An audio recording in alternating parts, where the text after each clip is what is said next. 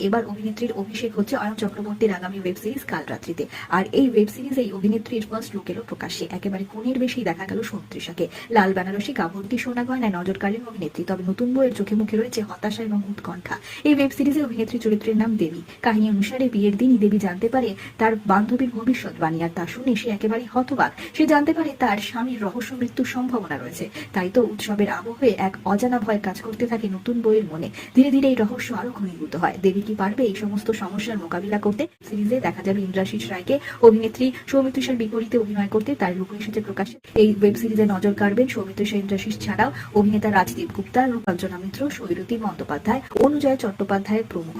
সৌমিত্রিষা এই মুহূর্তে সিরিজ নিয়ে দারুণ আনন্দে রয়েছেন অভিনেত্রী। উৎসাহ রয়েছে তার মনে। সে জানিয়েছেন, আমার প্রথম ওয়েব সিরিজ, তাই মনের মধ্যে নানা রকমের উত্তেজনা রয়েছে। তাছাড়া দেবীর চরিত্রটার মধ্যে অনেক রকম স্তর রয়েছে।